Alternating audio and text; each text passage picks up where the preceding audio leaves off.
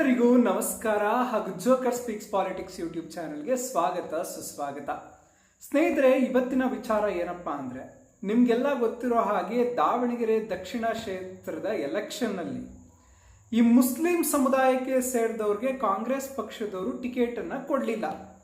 ಇದಕ್ಕೆ ಈ ಕೈಪಾಳ್ಯದಲ್ಲಿ ಒಂದು ಮುಸುಕು ಗುದ್ದಾಟ ಶುರುವಾಗಿತ್ತು ಅಂದ್ರೆ ತಪ್ಪಾಗೋದಿಲ್ಲ. ಒಂದು ಬಂಡಾಯನೇ ಶುರುವಾಗಿತ್ತು ಅಂದ್ರೆ ತಪ್ಪಾಗೋದಿಲ್ಲ.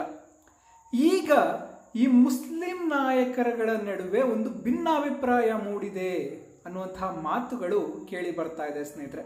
ಹೌದು, ಇದಕ್ಕೆಲ್ಲ ಕಾರಣ ಏನು ಅನ್ನೋದನ್ನ ನೋಡೋದಾದ್ರೆ, ಕಾಂಗ್ರೆಸ್ನ ಸಚಿವರು ಆಗಿರುವಂತಹ ಜಮೀರ್ ಅಹಮದ್ ಅವರು ದಾವಣಗೆರೆ ದಕ್ಷಿಣ ಕ್ಷೇತ್ರದ ಕಾಂಗ್ರೆಸ್ ಅಭ್ಯರ್ಥಿ ಆಗಿರುವಂತಹ ಸಮರ್ಥ ಶಾಮನೂರ್ ಅವರ ಪ್ರಚಾರ ಮಾಡಲಿಲ್ಲ. ಅವರು ಪ್ರಚಾರಕ್ಕೆ ಬಂದಿದ್ರು ಕೂಡ ಅವರ ನಡೆ ಯಾರಿಗೂ ಕೂಡ ಸಮಾಧಾನವನ್ನ ತಂದಿಲ್ಲ. ಮುಸ್ಲಿಂ ನಾಯಕರ ಮನವೊಲಿಕೆ ಮಾಡೋದಕ್ಕೆ ಜಮೀರ್ ಅಹಮದ್ ಅವರು ವಿಫಲವಾಗಿದ್ದಾರೆ ಅನ್ನುವಂತಹ ಮಾತುಗಳು ಕೇಳಿ ಬರ್ತಾ ಇದೆ. ಏತನ್ಮಧ್ಯೆ ಏನಾಗಿದೆ ಅಂದ್ರೆ, ಈ AICC ಪ್ರಧಾನ ಕಾರ್ಯದರ್ಶಿ ಏನಿದ್ದಾರೆ ಅವರು ಒಬ್ಬರಿಗೆ ಒಂದು ಕಾರ್ಯವನ್ನ ವಹಿಸಿದ್ರು. ಅದೇನಪ್ಪಾ ಅಂದ್ರೆ, ಈ ಬೈ ಎಲೆಕ್ಷನ್ ಅಲ್ಲಿ ಏನೇನು ನಡೀತು, ಈ ಮುಸುಕು ಗುದ್ದಾಟ ಏನಾಯಿತು, ಆಂತರಿಕ ಸಮಸ್ಯೆಗಳೇನಾಯಿತು, ಅದ್ರ ಬಗ್ಗೆ ಒಂದು ರಿಪೋರ್ಟ್ ಅನ್ನ ನೀಡಿ ಅಂತ ಕೇಳಿದ್ರು. ಈಗ ಆ ರಿಪೋರ್ಟ್ ಹೈಕಮಾಂಡ್ನ ತಲುಪಿದೆ.